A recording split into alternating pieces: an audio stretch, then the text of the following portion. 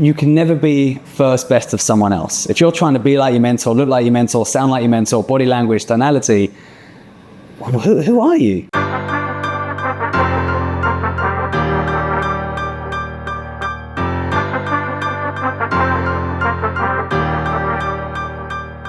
Welcome to the Partners Podcast, where you get exclusive behind-the-scenes access to entrepreneurs who are relentlessly building real, profitable companies. Join us as we ask them the hard questions so you can take away the mindset, strategy, and tactics that launch them to success.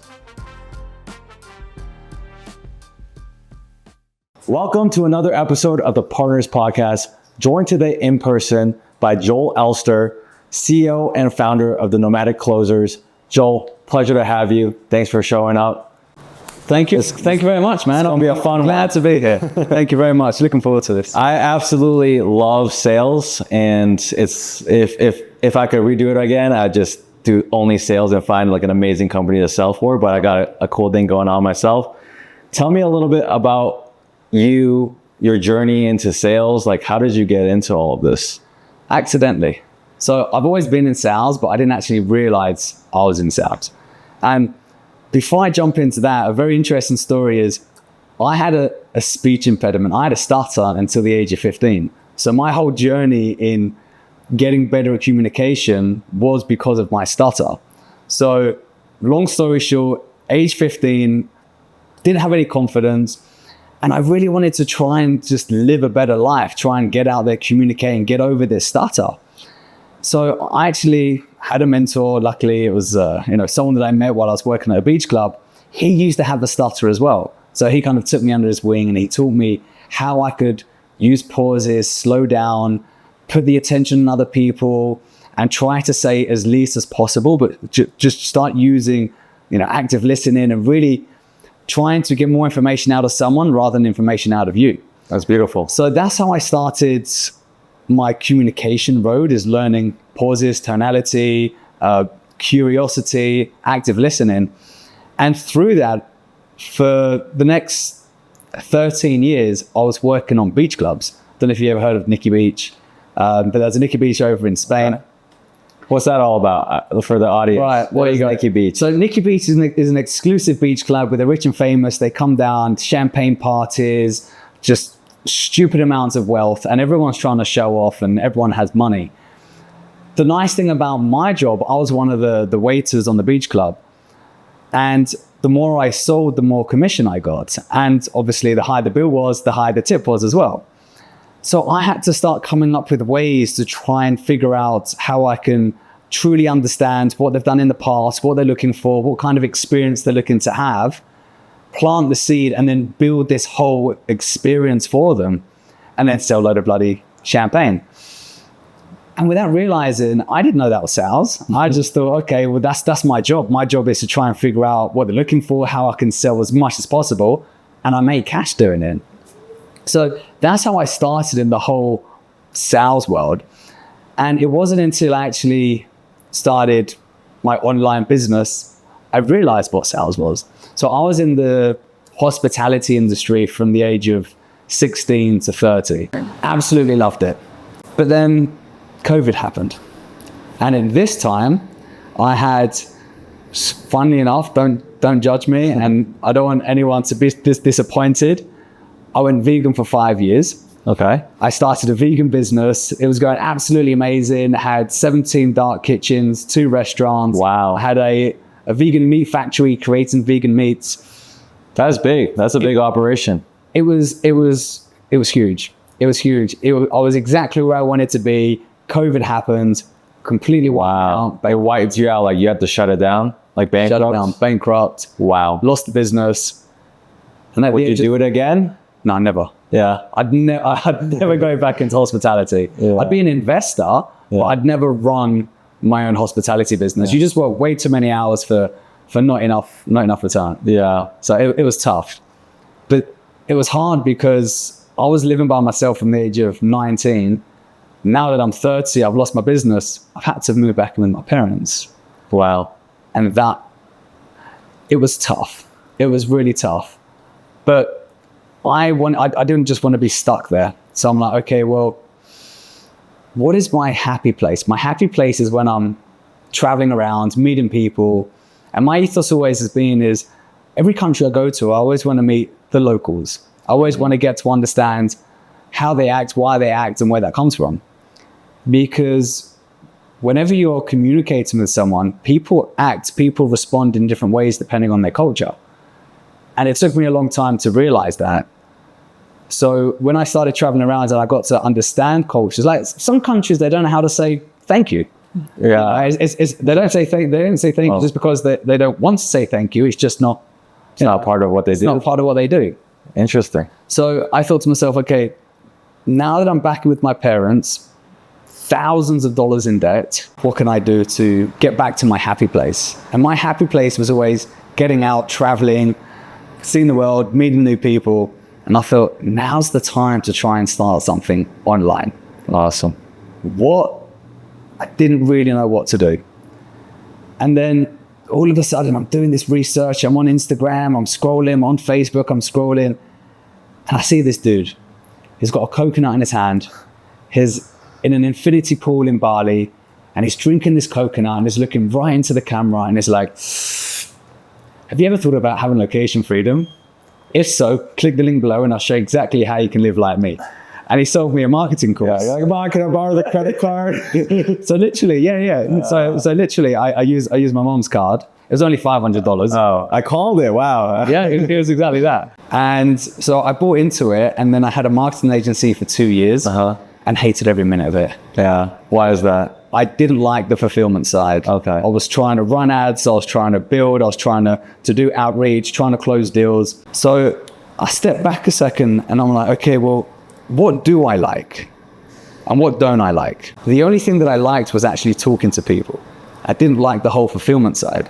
And at the time I thought, well, maybe I can try and talk and sell for other people that have more leads than I'm generating. And a friend of mine at the time, he had a dating program. I was like, bro, I said, let me try and jump on a couple of calls and sell to your guys.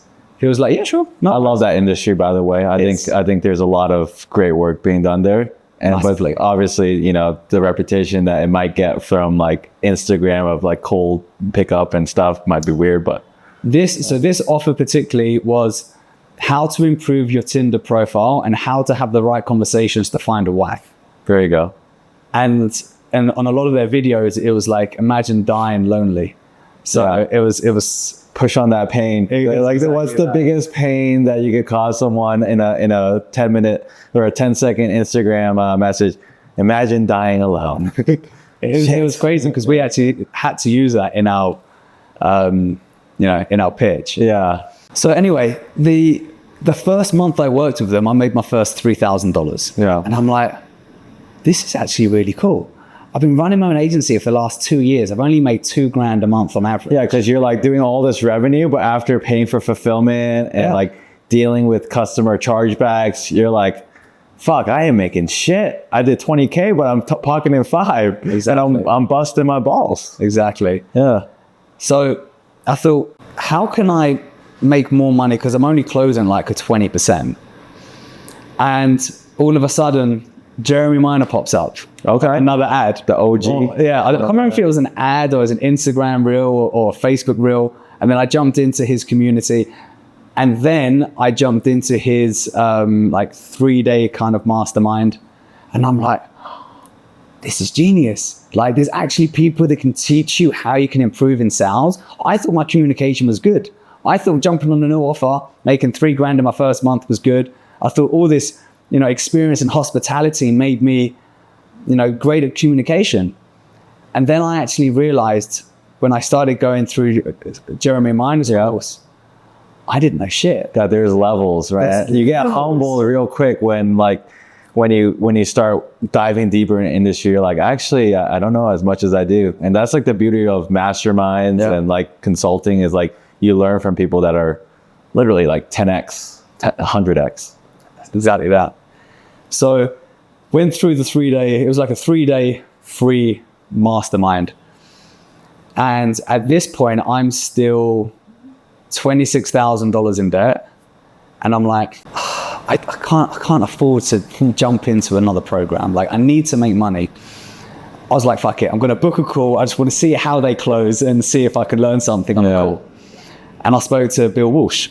I like the way you think. Like, I'll take demo calls just to see, what's your pitch deck like? What's your sales process like? How fast are you following up with me? Does that work? Oh, it did work on me. Like that's cool that like you're thinking like that, because once you're in it, you're like as a marketer, as a salesperson, I'm always analyzing what every company is doing for sales. So like when I was scrolling IG, I'm like, send this to myself. Yeah, cool. That's it. Because when I had the marketing agency, we done a lot of cold calls, mystery shopping, and then we had a recording of their receptionist, and that was kind of like a pitch that we did on the call. Yeah, that's great. This is why you're not booking enough appointments.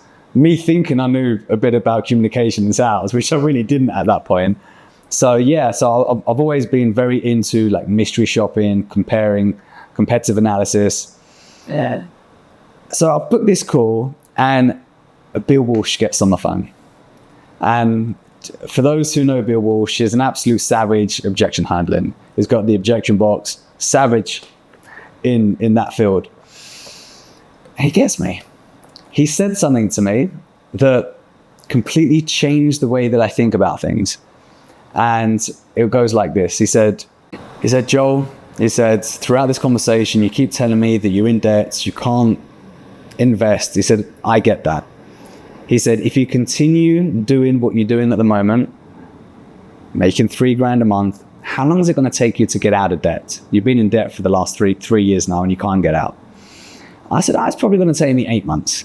He said, well, those calculations don't make sense. But let's say it's going to be 8 months, as you said. If there's a way to get you out of debt faster, do you want to have that conversation? I was like, yeah.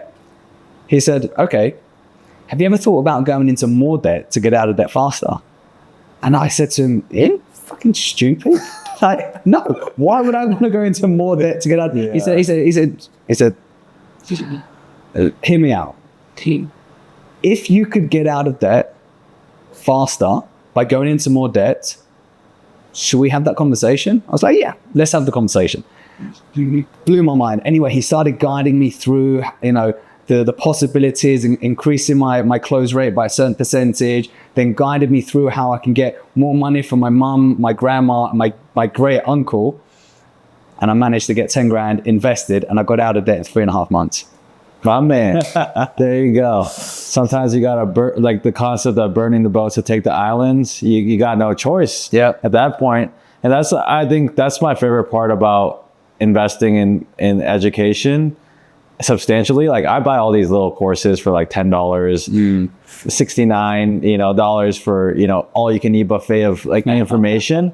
But there's nothing quite like a mastermind where you're like, hey, I'm committed. I'm gonna show up. I'm gonna learn. Because like for someone like myself, it's like if I don't pay, I don't pay attention. I agree with that. And I think that's what happens with a lot of like these school communities these days. Everyone's trying to build these free school communities, and it's very hard to keep people engaged. People that actually pay, they want to get their money's worth. So I think, and this is a question I have for you actually. Do you feel like the free school communities still work? Or do you feel like I think they work for a certain type of people in a certain demographic, and those demographics aren't the ones that are the most serious. Yeah. The most serious people aren't afraid to invest because they know that, like if you want anyone to take you seriously, there needs to be a transaction. And so whenever I want to call, please sell me something or let me sell you something. So we can make commerce, we can create value, right? Value creation comes from deal making. A deal is a win-win usually, right? So like understanding that concept allows me to spend more, because I came from a pretty humble family. Like, we didn't have so much in like growing up. Yes, over time my dad built up some wealth, but he was very frugal. Like, like I remember we had to not be able to get what I want. I'm like, I want the Pokemon with the Game Boy. My dad's just like, nope. And I'm like kicking and screaming, he bought it for me a year later, you know, surprised me with it, which was like probably my fondest memory of my dad is like, he remembered that I really wanted this and he bought it for me. But besides that, you know, coming from a background of like, you know, like my parents went through, you know, the equivalent of the Great Depression in China, like with communism, and my mom got all her wealth taken. My grandma's, you know, even to the day she like, you know, like even though she was retired and she had all this money, she was still like saving toilet paper and like, you know, using just a little bit. It just like was ingrained in them. And then, you know, my parents are in many ways like hoarders, you know, they just everything. There's a junkyard with a swap table. They just take everything like this is going to be useful. Yeah. And like that mentality definitely does not aid in, you know, like what it takes, I think, in the big world to like create real wealth, which is make big plays, make big investments, make big bets on people, make big bets on like ideas. Cause like you're not gonna make a $10 million company by like saving your way like $500 there. And so like, you know, I definitely went on the other end of the spectrum where I was just like reinvest everything, right? And then that can go a little bit overboard where you're like, oh shit, I'm not making any money. You know, it's all growth, but sometimes the growth can be too much. But yeah, it's cool to understand that concept and play with it and eventually use it to your advantage if you can like, you know, overpower your brain with those bad, poor thinking habits, the scarcity type habits, thinking. And jumping into that a little bit, I think these days, a lot of people, what they do, they jump from mentorship to mentorship, course to course. You know, someone's trying to learn sales and they've just invested into like 5 different mentors, one after the other. And I feel like the issue is people lose their identity. Something that we talk about a lot is it doesn't matter what sales mentor you're with, make sure that you don't sound like the mentor. You can never be first best of someone else. If you're trying to be like your mentor, look like your mentor, sound like your mentor, body language, tonality, who are you? Yeah. Why are you trying to be someone you're not? Exactly. So try and become the best version of yourself. Understand what you're asking, completely change the script, the framework into your unique style. With your tonality and truly use your authentic self. Once you can do that, happy days. Then you can start adding and learning new styles. But learn one thing first, try and find your unique self and then start moving. Yeah, that's beautiful. I think that's like one of the most important lessons that I've learned just in the last couple of years talking to mentors is like, what is your dream outcome? What do you want? Like, there's no right answer. Just what is it that you want from this? What is your challenge? What do you not enjoy? Let's address that and like solve for that. And then let's focus on the dream outcome is how I like to coach. Is like, what's your dream outcome? Some people are like, should I hire? I'm like, is your dream outcome to, you know, be chilling and having your team on autopilot? If it is, as soon as you can afford to hire is when you should hire. Exactly. So when people go through our academy, the first thing is understanding your mission, vision, value, purpose, the wheel of life, where you are now and where you want to get to. Once you kind of go through that, it's like, okay, and who are you? How can we help you discover your true authentic self? So then when we do take you through the frameworks, you can actually adapt it into your unique style. So I think that's really important to understand. And, you know, it's like the saying goes, if you don't know where you're going, you're never going to get there. Yeah. If you're jumping into your car and you don't have a destination, you're going to drive around the block and end up straight back at home. And it's the same with life. But one thing that I've really learned is I've done so many things in life when I've actually got there and I've got to the top. It's not what I wanted. I thought I wanted it. So like when I used to be in Dubai, running nightclubs, beach clubs, restaurants, I was chasing significance. I wanted to be a someone. I wanted everyone to know me. Wow. And that's what I thought I wanted. So I got to the point where I had the car, the watch, the house. I was married, had the responsibility. I had everything that I thought I wanted. I used to go to other restaurants, nightclubs. Oh, Joe, come in. We'll give you some, free champagne. Yeah. You were top of the world, at least in that level and identity at that point. And then all of a sudden, I had a realization that I didn't actually have any real friends. No one actually wanted to be in my company. For me, it was, when they come to my club, I can look after them. Yeah, they wanted access. They wanted, the perks. I just crumbled. I'm like, I've just turned into one of those guys that I'm like, who does he think he is? And I completely lost who I was. And I'm like, okay, well, if this isn't what I want, happy days. My mom taught me something very important, which is we're so blessed to have so many chapters in our book. Once a chapter is closed, continue with a new chapter. You're never going to keep going back to the old chapters. That's now closed. Yeah. Start a new chapter. That chapter closes, fold the page, go on to a new one. Like, we're so blessed to have so many lives within one life. And that is what's exciting about entrepreneurship. Yeah. Is we can have so many lives within one life, where there are some people that don't want to become entrepreneurs. That's absolutely fine. I don't think it is for everyone. But they kind of have like this boring one long life, and it's something that I don't want. Yeah. I wanna. It's like you wake up every day and it's the same day for 40 years. Groundhog Day. That's like, that's a nightmare for most people, but they choose to be okay with it and settle.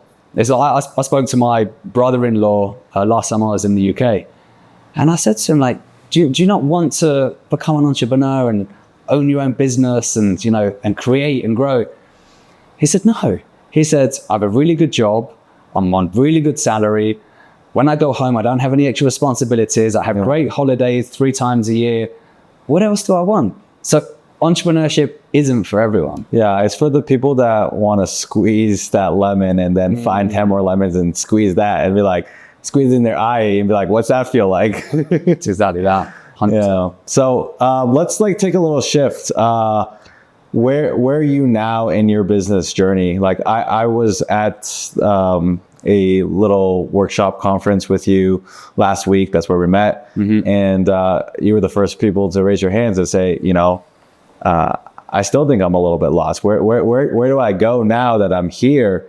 And so for people that have made their first, big win, and they got to a place where they, and like 2 years ago, your former self would be like, you made it, Joe, right? They'd be like, you crushed it. Yeah. But now you're still looking for something, right? That's just part of the DNA that we're blessed and cursed with. Like, we're always looking for more or something, a new excitement, something that challenges us. So what's your next challenge? What's your next new? So I'll recap the question that I had, because I think it's important. So at the moment, we have our company's called Nomadic Closer. We have a placement agency. We have a done-for-you sales agency. We have a training academy. We have the Nomadic Closer house. We have consulting business. So there's a lot of pieces under the umbrella. Main focus is the done-for-you and the recruitment. Yes, we do have a training academy as well. And I've been very focused on the done-for-you side. And now it's running so smooth with the team that we have, the managers that we have, the CRO in that division. I kind of found myself trying to add extra things that didn't need to be added, just so I didn't feel guilty not putting in as much time as the team, where really I was actually making more problems than good. Yeah. So innovating for the sake of innovating is what I like to call it. So now that I've come to now that I've accepted it's okay to let go, that things are working well, you've got the business to that point, step away and now start working on other things. So one of the books that really helped me do that and to really help me become the best of my ability is Rocket Fuel, The Visionary and the Implementer. I didn't realize I was a visionary. I didn't realize I'm the guy that just has really good ideas, wants to bring ideas to the table and just wants to take action on all these ideas. But once I realized it, I'm fortunate enough that my 2 business partners are the implementers. So we can have these great meetings where I'm like, I've just had 5 or 6 hours of thinking time this week. These are the ideas that I had. This is the problem and that we have in front of us. This is a solution. How can we put these into action? And they turn around and be like, okay, we can do this. This is how we're going to implement it. Leave it to me. Now that I'm in that stage where I can keep on creating, bringing ideas, passing it to the team, they're like, no, not going to do that. Yep, that's a great idea. Let us implement. And now that we have that system going, it's a great place to be. Nice. That's awesome. Great place to be. That's amazing. And so I guess where's Joel going now? Like what's the vision? You said visionary. What's the vision for 5 years down the road? Is it a change of pace entirely? Like, is it a family? Like what is next? I've always thought of myself as a nomad. That's where the business. How do you define nomad? Someone who likes to travel around, who doesn't really have a fixed home. I don't own a home. I just travel the world and I just rent, and I don't have a place where I have my stuff. Mm-hmm. I have a very small suitcase. Whenever I go traveling, I buy new clothes and I give all my other clothes to charity. So in 5 years' time, will Joel still be a nomad? Joel will still be Joel as a nomad, living 6 months in Colombia, 6 months in Spain. Right. That's the goal. So I will be splitting it up. Yeah. What about Colombia is so attractive that you want to make this your home potentially, or not home, but like someplace that you keep coming back to? So this year, in November, I'm about to hit 50 countries that I've visited. Okay. And I've been traveling the world trying to find something. And I've never really figured out what that thing was until recently. So I was in Spain for 22 years. I lived in Holland. I was in Dubai for 10 years. I lived in Bali. How old are you? I was in You Bali. make yourself sound real old. I know, right? I was in Bali for 3 years. And I thought I found exactly what I wanted in Bali, which is community. It's entrepreneurs. It's what do you do for hobby? You talk about business, you create together. Yeah, that's fun. But the issue with Bali is the time zone. Yeah. It's 13 hours ahead from CST, and I didn't want to work nights anymore. Yeah. So I was in a mastermind, and I met Thomas. Thomas said, "Hey, have you ever thought about coming to Medellin? I'm going to do an entrepreneur house. Why don't you come down and just spend a month with a bunch of entrepreneurs?"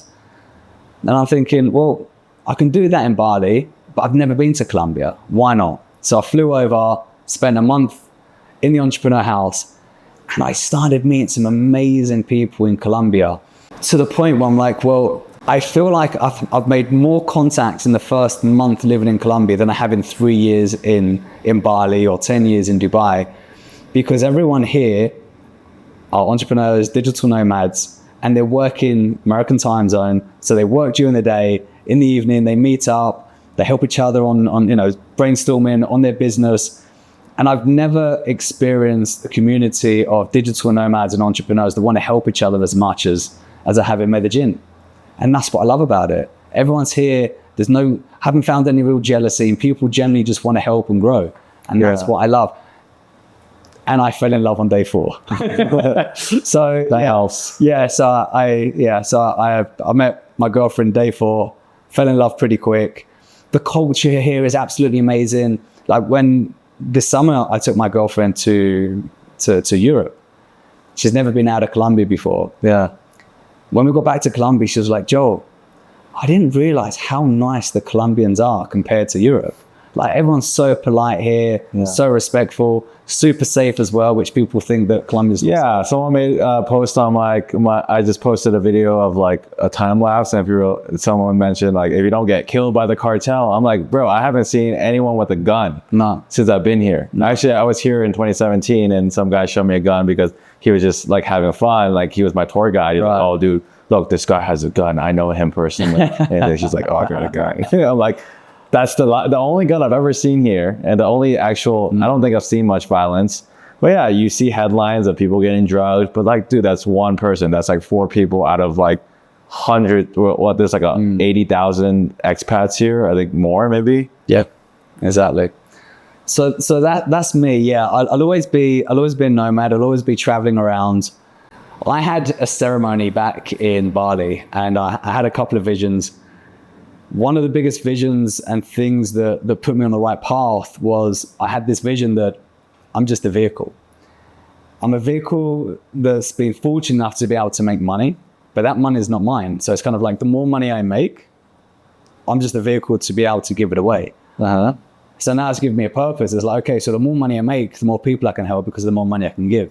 So we have a charity called Life Guided by Light. Wow. What's the charity about? Well, it's more of an organization where we try and get entrepreneurs together to give back. Okay. Because a lot of entrepreneurs, they want to give back. They want to do charity work, but they don't know where to go, who to trust, what to do. Or they're giving money to an organizer, like to a charity. They don't know exactly how much of that money is going to charity. Where with us, what we do is 100% non-profit.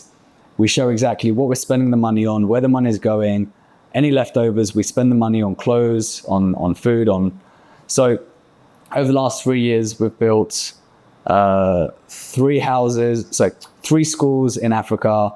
We're now just about to complete the 3rd school in Bali. 72 houses in Bali as well. Wow. And every month, depending on where around the world, we always do charity. So it's about getting entrepreneurs together and not just donating money. And we're big on this. It's like, great if you want to donate and give us money and you don't want to attend, fine. But the whole goal behind it is we want you to physically be there. We want you to, yes, donate so we can buy food. But for me, charity is completely being in service to someone. Mm-hmm. It's putting your ego aside. Sometimes you're there, you're serving, you're hungry, it's hot, the people are probably rude. It's not about you. Put your ego aside, put you aside for a second. We're actually blessed to be able to serve these people. We're actually blessed that they're allowing us to serve them. Mm-hmm. And once you're actually there and you're serving and you're giving out food and you're saying thank you every time you give out food, all of a sudden your heart gets so filled up with love and kindness that whenever you jump on a sales call, you truly want to help that person change their life. And I think it really helps in terms of realizing that we have a responsibility as closers, where every call we jump onto, it's our responsibility to change that person's life. They've come to us because they have an issue. Yeah. So it's up to you to be able to, if you see an issue and you know that the product or service you're selling can change that person's life, it's a big responsibility. Yeah. And when your heart is now open with so much love, you can sell with love. Yeah. So our ethos is selling with love. Yeah, I love that. I think that's very powerful, and that something that I've learned more and more. So like in the beginning, when you don't have money, like you just after the quick buck, you're like, oh, I'm making an extra $200 here because I upsold or something. And at some point, it's just like, how do you serve? And there's like themes that I keep seeing pop up. Like you mentioned in the beginning, you were seeking a lot of significance, right? And my mentor, Josh, recently that I coached with, Josh Lyons, he in sales specifically, he told me, hey, seek relevance, not significance. How is what you're saying, how is what your offer is going to actually relate to where they're at and how it can solve a problem? I love that. When I internalized it, it helped me so much to now like being able to lead others to help them say yes to something that they just have not been able to find the courage to say yes to, because maybe it's a little bit more money than they're used to spending. Maybe, they haven't committed to anything like school since, 10 years ago. This is like, going back to school when I already have a job, I already have a family. And being able to guide them in that right way and seek, like truly understanding what is their situation, what's really holding them back, what are some mindset blocks, or is it logistical, and actually talking it through with them and listening to that and finding the relevance and not the significance of, we've helped this many people, we've done this, like great, but how does it relate to them? Exactly. Very well said. I like that. Because at the end of the day, we don't know what we don't know.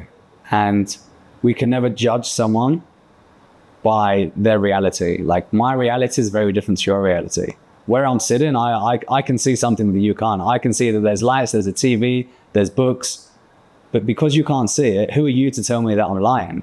And I think a lot of people try to convince people rather than getting to understand their point of view. It's like, okay, let me understand your point of view. Yeah. Let me sit and stand in your shoes for a little bit. Now that I understand it, with your permission, do you mind if I actually show you my point of view? And then you help them transform their point of view so they truly understand that they've been so tunnel vision. And it's okay, their reality is their reality, but we're there to help them transform that reality into a different possibility. Wow. That's awesome. I'd love to talk to you a little bit more about the business side. What is like the 3 most important things? Let's just start with one. I don't want to get carried away. What's like in the last 2-3 years, scaling up Nomadic Closers and all the other Nomadic entities? What is like one lesson you would have given yourself when you had first started? Like if you could just go back and be like, hey, this is something to watch out for. This is something to be careful. What would some of these lessons be? Understand your values and the company values. Whenever you get into a tough situation, always go back to your values and be like, is this in line with the company values and my values? If so, it's the right way. If it's not, don't do it. Because a lot of the times when I first started, I didn't go back to my values and I just said yes to everything. Yeah. And it set me back years. So make sure when you are starting a business, truly understand your values, personal and the business values. Everyone that's jumping into the company needs to follow and understand and believe these values as well. So everything's aligned. So again, whenever you are making tough decisions, does it align with my values? Yes, move forward. That's definitely something I would change if I had to go back. There you go. And maybe 1 or 2 other lessons. What would you, if you had like this time machine to just shortcut yourself? Don't try and do everything. So I was like, okay, I've got all these great ideas. I feel like you're talking to me right now because I've been doing way too much. I've got all these spaghettis. I'm throwing them against the wall. I'm seeing which one sticks. And I'm like, well, why don't you just try and focus on one? Really focus on it.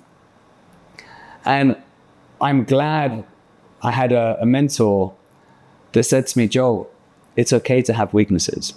Why are you trying to improve on your weaknesses rather than working on your strengths? I'm like, because I need to fix that so I can actually grow the business. Otherwise, it's not going to work. He said, so why don't you find someone who's the strength to your weakness? You focus on your strengths. You can keep on growing.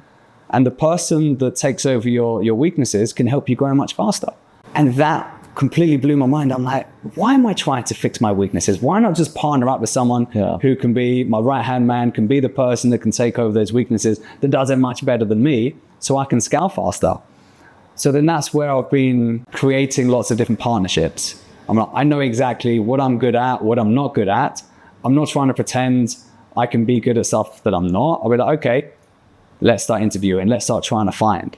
And I've been very fortunate that these people have just come to me out of understanding the end goal of what I wanted to do and going back to the mission, the vision, the value, and the purpose. I love that. You mentioned values, and I think that's something that definitely threw me off track when I either hired people and chose to take on clients that weren't aligned with my values, all sorts of things, right? Like in that realm of team, because usually the values is you're dealing with people and what that looks like, right?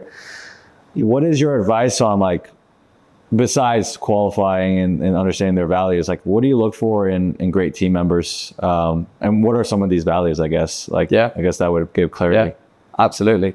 It depends if you're running a business that you need some lone wolves that just do their things, or you're running something that you need a collaborative effort.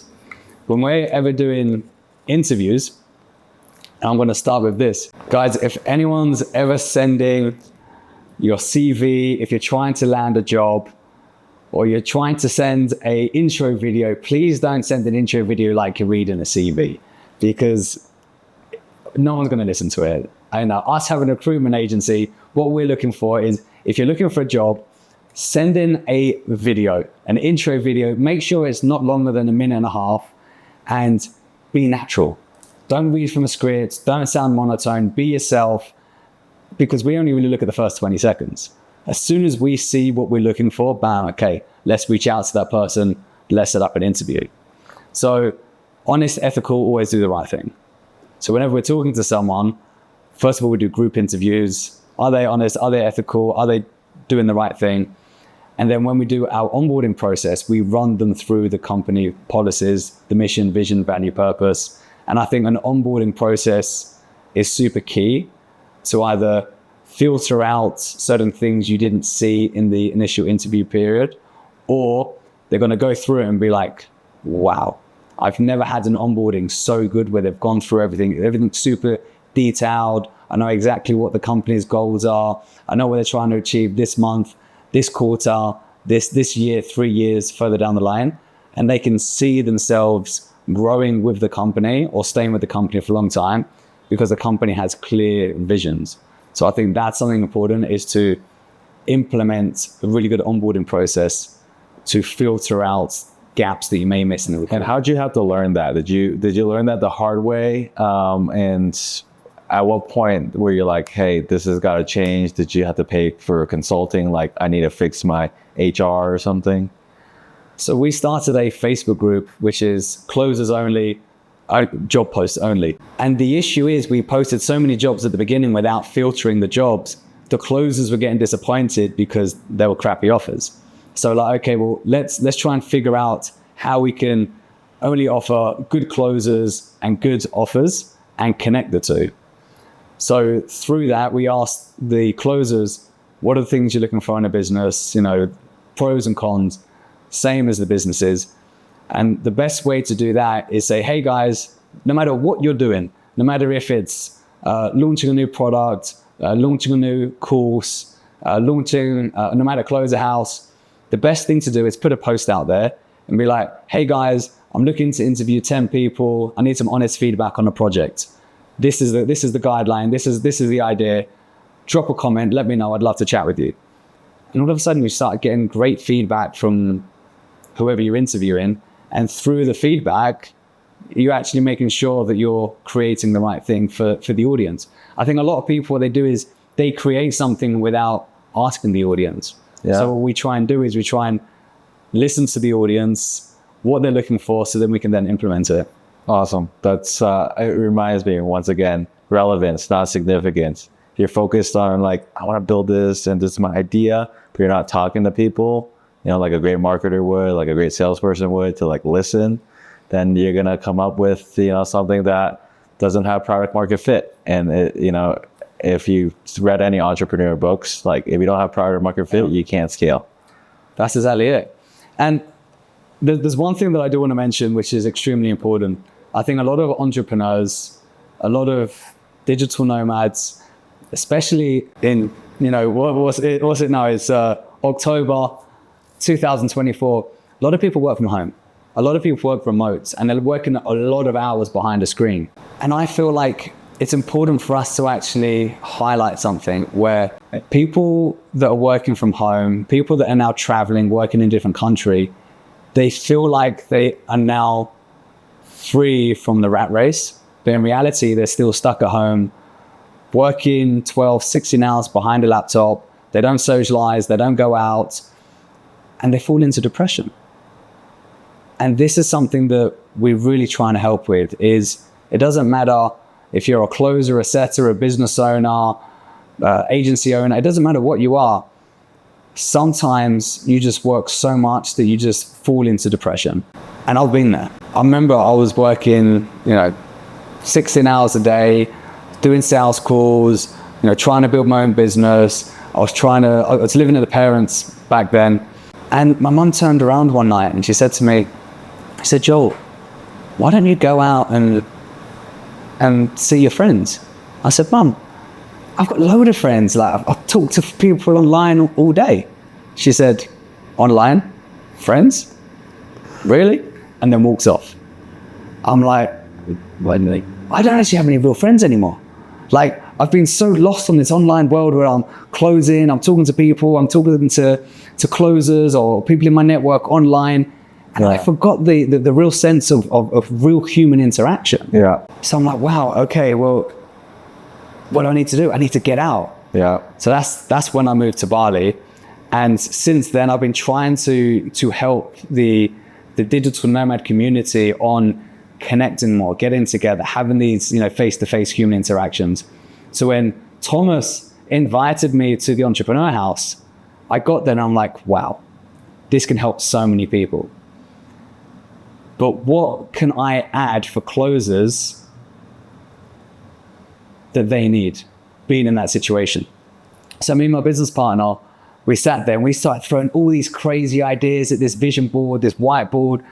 And we look at it, we're like, wow, that seems like an amazing 1 month experience for any closer that's depressed, making money, want to get out, have experiences. What kind of activities, what should we remove from this whiteboard? And we look at each other, we're like, let's leave it all. Right, so we left all these crazy ideas. So then we created the Nomadic Closer House. I actually got to hear about this one because you mentioned it 3 times in this podcast. Give me the pitch if you don't mind, Mr. Sales. Oh, I'm not going to do it. Why? I'm not going to tell you. I gotta. No, I'm joking. I'm sold. I need in. How much you got? So what we did, we've created an amazing 1 month experience for closers. It's called the Nomadic Closer House. Now, a lot of people, when they first started hearing about it, they're like, well, I don't want a whole month away from work. No. You're still going to be putting in the hours, but you're going to be in a house with brothers. You're going to be waking up at the same time. You're going to be doing yoga. You're going to be doing, martial arts. You're going to be going to the gym together. You're going to be eating, all food included, three times a day. Then you're going to jump on sales calls. Then at lunch, we're going to sit around the table. We're going to be discussing about your sales calls. We're going to be reviewing calls. Maybe you have a no-show, someone else has a no-show, and you meet in the living room and you're talking about how you can improve. And then you've got, the evening, you're doing activities. We had lots of different mentors coming in, mindset coach. We had breath work. We had meditation.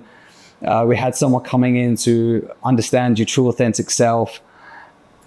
NLP coach. Wow, I need that list of all those experts because I'll give you all the list. Where is it?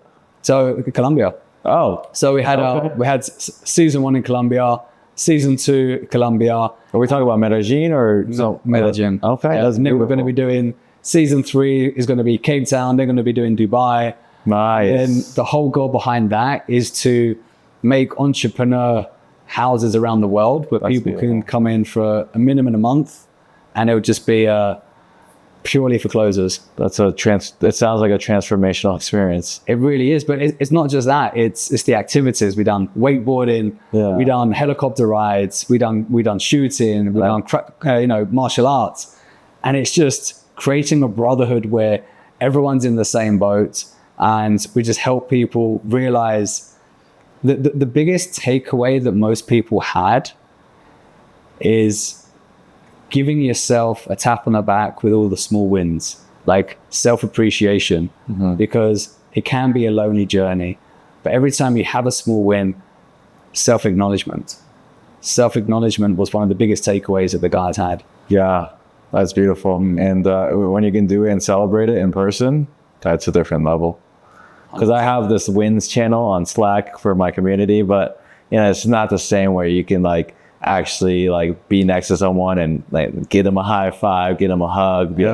That's awesome. Have a little bell or don't. Yeah, exactly. That's the. I had a sales bell when I had the office, but then everyone wanted to go remote, and then COVID and all that. Anyways, it's been amazing chatting with you. I'm looking forward to. Getting to know you even more since we're pretty much neighbors here. You're literally less than 10 minutes away. And I guess the last thing I would like to ask is if you had to give one piece of advice, let's just say, fast forward, you're on your deathbed. It's a little extreme. But you had to leave the world with one piece of advice that everyone could hear it. What would that be? Find a mentor. Find a mentor that has what you want. People say there are no shortcuts in life, but there are things that can help you get there much faster. So if I could change a few things going back is finding the right mentors earlier on and growing with a mentor, understanding what I should do, what I shouldn't do, and truly having mentors from a younger age. I love that. That's probably my biggest regret. I started having mentors from the age of 26, and I wish it was when I was 14. Yeah. And I don't think you can ever be too young to start having a mentor. Yeah, I think I missed having a mentor in my life for like at least the first, I think almost my first 30 years. Like, I don't think my dad was like, I think I learned a lot from my dad, but I don't think he was someone I truly looked up to. And then same with like just friends in college, there was always something that I was like, I'm looking for someone I truly can model after. And it was tough, you know, but It really is. I'm still looking for a mentor. So if anyone's watching this and you think there's a good mentor for me and you know who I am, I'm always looking. I think a lot of close friends, like now I see you as a mentor, especially in what you've built, and the charity is something that I would love to learn more about. So thank you for sharing all of that. Been amazing. Awesome. Good chat. Thank you very much.